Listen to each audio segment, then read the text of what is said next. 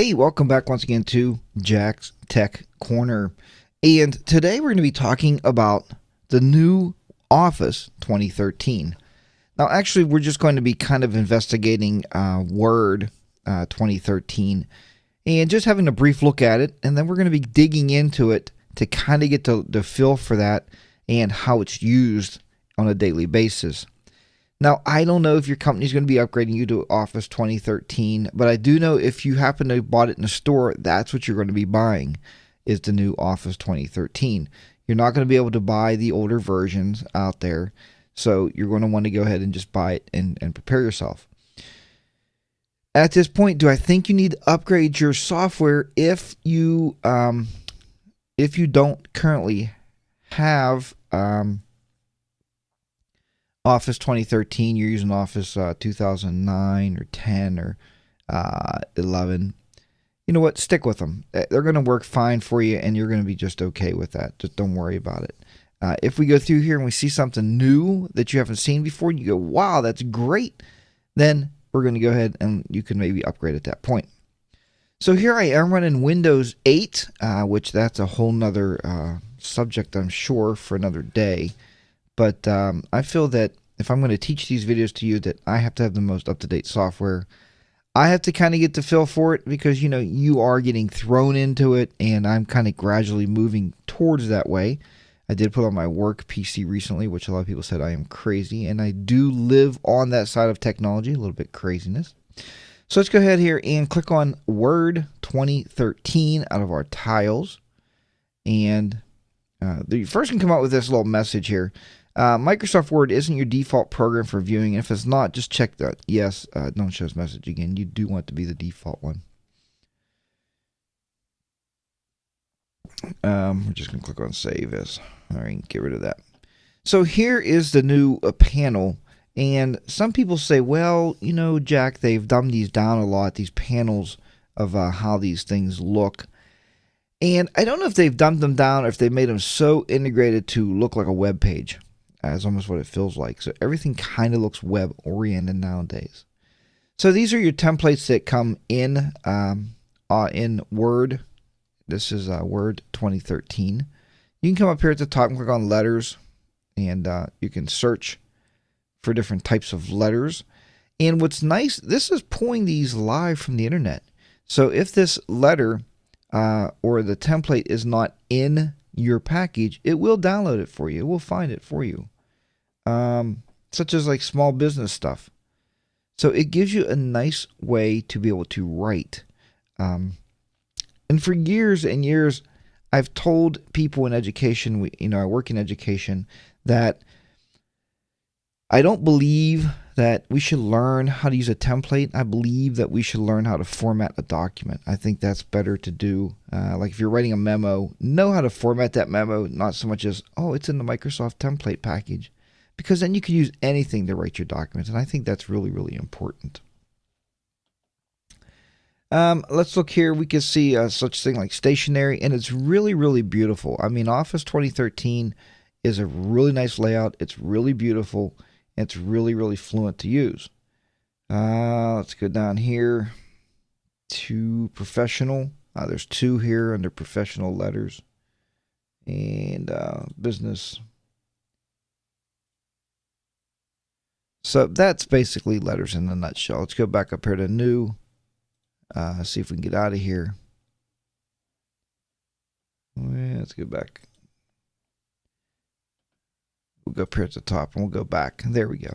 So now we go back to the templates just by clicking the little round button at the top left that you just seen up there. That will take us back out. Let's go ahead now. We're just going to click on a new blank document, and this will bring us into the new interface. Now, if you notice this new interface is very, very plain looking. That's the first thing I noticed. I said, wow, the colors are just blah. I mean, it's gray, so the first thing I like to do when I get into any package, any software package you get into, the first thing you need to do is we need to go into Preferences and check it out. So let's go under File, and we're going to go under Options. In Options, we're going to see here we have some different options. And let's look under Display. There's nothing really under there, under Display. General. You can see what it has our username in there ready, the initials, all that's ready to go. Office background, how it says clouds. Maybe you want to make it something different. Let's see if we can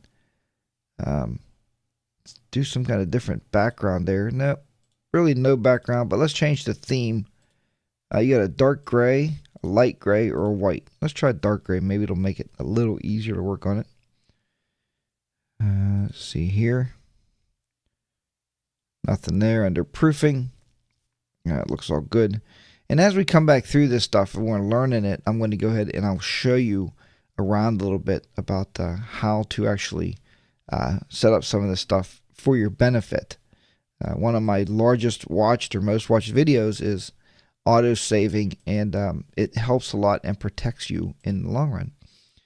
Customized ribbon, quick access toolbars, add-ons, and trust center. So there you go. There's the stuff we got to think about. And we're just going to click OK. Now when you clicked OK, you see that the background and stuff did become gray now. So that is a little bit more pleasing to the eye. Still very much basic, right? Still very basic looking. It'd be nice if we can change all the colors of this program and actually set it up the way we want it to look, but that is not the case. I did notice at the top here, the menu bar and everything is very much like Office 2010, 2011 is, the menu bar is. 2010, I think they had a big blue thing over here where it says File. They got rid of that because it confused a lot of people as they upgraded through the ranks. And we're going to go back. So now they just put the File menu here. Another thing that always bothered a lot of people was the print, and we'll talk about that as we start to go through this program, how to set up a quick print button, because, you know, honestly, people don't want to have all these different clicks to do, like click here, click print. I mean, then you got to go through your dialogues here and then print. So I will show you just a quick way to set your print up. But other than that, the tabs stay the same, much like 2011. You can see the tabs are still the same. You got home. We have insert. And if you can use these on the old software, you can use them on the new software. It's very simplistic. Design, and these are layouts again. These are just layouts. If we click this pull down menu here, we can see that we have the layouts.